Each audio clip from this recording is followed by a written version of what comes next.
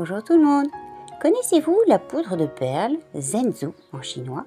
Elle est originaire des huîtres perlières, et la perle étant une légende en Chine. Autrefois, c'est vrai qu'elle était réservée aux empereurs. Elle a été considérée comme souveraine pour garder la jeunesse, l'anti-vieillissement. Et puis aussi pour régulariser le yang du foie. Alors ça, c'est plutôt du jargon du domaine de la pharmacopée chinoise. Son utilisation remonte à bien longtemps, puisque c'était il y a plus de 2000 ans. Elle apporte beaucoup d'oligo-éléments qui sont rares, et puis aussi beaucoup d'acides aminés, une vingtaine, je crois, dont 9 essentiels à l'huître humain.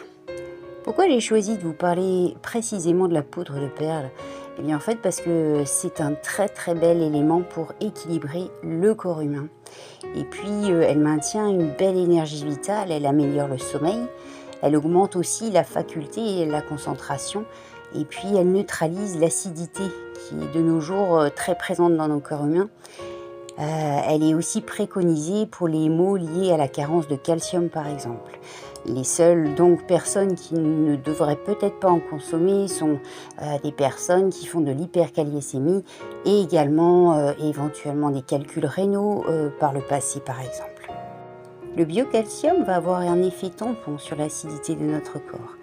Et puis, comme dit, elle a beaucoup d'acides aminés, donc pour les personnes qui en sont carencées, c'est idéal.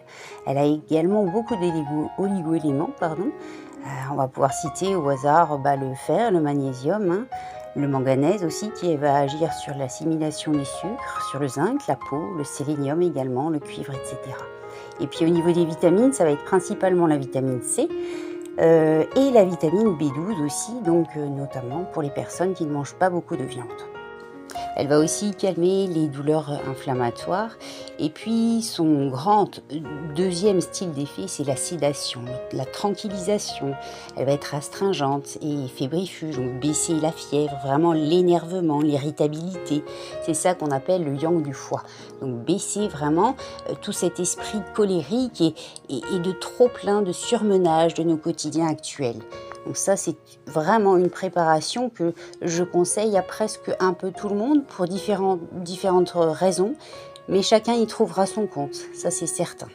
Une autre belle qualité de la poudre de perle, c'est la chélation, c'est-à-dire des métaux lourds, en gros tout ce qui va être toxicité due à notamment la pollution, mais aussi tous les agents qu'on retrouve dans notre alimentation, etc., même dans l'eau de boisson, vont être en fait capturés et éjectés du corps par effet de drainage.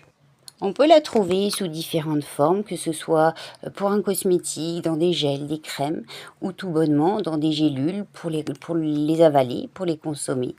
Donc il faut simplement s'assurer de la qualité.